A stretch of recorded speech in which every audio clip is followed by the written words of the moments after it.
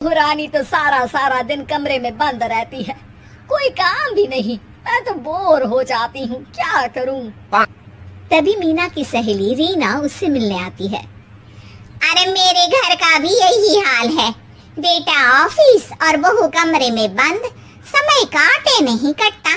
लेकिन अब सच मानो तो वक्त ही नहीं है कि वक्त से रोटी भी खा लूं। अरे बहन, मुझे भी बता दे कौन सा जादू चलाया है।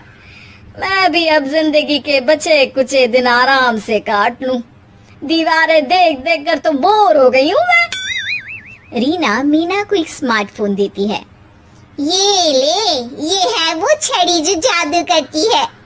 इसमें मैंने तेरा फेसबुक अकाउंट भी बनाया है, एंजल प्रिया के नाम से। बहू फोन पर किसी को मैसेज टाइप करते कहती है, माँ जी क्या है, अब मुझे क्या पता कि आपको कौन कौन से भगवान की पूजा करनी होती है। तभी सास के पास कोई मैसेज आता है। अच्छा अच्छा ठीक है, रहने दे, मैं ही कर लूंगी। अब मैंने मना थोड़ी ना किया है, कर देती हूँ मैं। अब मैंने भी बोला ना कि थोड़ी देर में बात करती हूँ, तो मैं ही कर लेती हूँ, तू जा अपने कमरे में। बहू वहाँ से चली जाती है। सास मंदिर पहुँचती है और मंदिर की सीढ़ियों पर बैठकर सास फोन पर लिखती है, अरे मेरी बहू सारा दिन अपने कमरे में बैठी रहती है। वहाँ से रिप्लाई आता है, मैं आपकी बहू को तो जानती नहीं हूँ, लेकिन हाँ एक बात है, हो सकता है आपने उसे ताने दिए होंगे या फिर उसका दिल दुखाया होगा। ऐसा करने पर बहुओं का मन ससुराल से हट जाता है। याद रखिए, बहू और बेटी में फर्क होता है।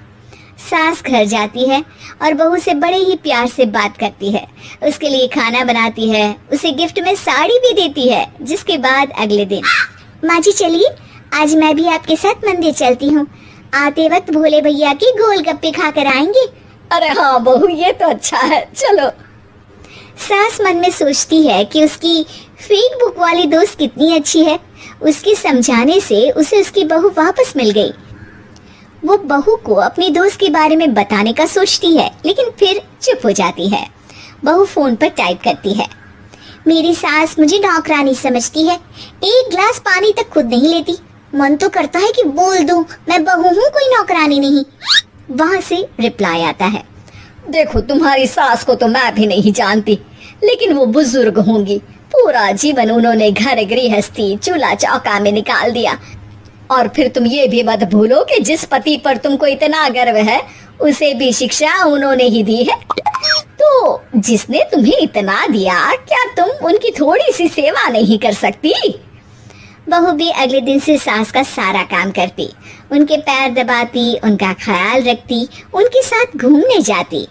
एक दिन सास, बहू ये लो मेरा हीरे का हार। पहले तो सोचा था कि अपनी बेटी को दूंगी, लेकिन आज जब मेरे हाथ पैर में दर्द था तो तुम मेरा साथ दे रही थी। समय पर खाना पानी देकर तुमने ही मेरा बुढ़ापे में साथ दिया। उसके हिस्से का बहुत कुछ मैं उसे दे चुकी हूँ, लेकिन ये अब तेरा।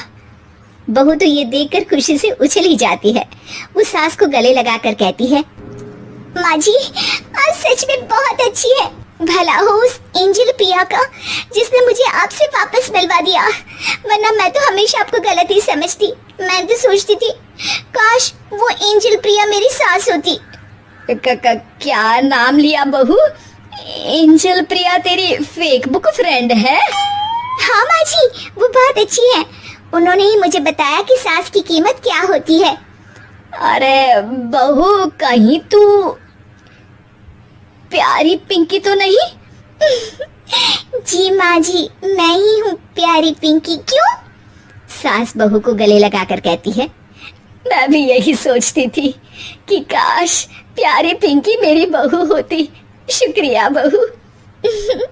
सासू माँ, शुक्रिया तो हम दोनों को फेसबुक और सोशल मीडिया का करना चाहिए, जिसने हम दोनों को एक दूसरे से दिल से मिला दिया। अब तक दोनों को समझ आ गया था कि जो खुशी वो बाहर ढूंढ रहे थे, सच में तो वो उनके घर में ही थी।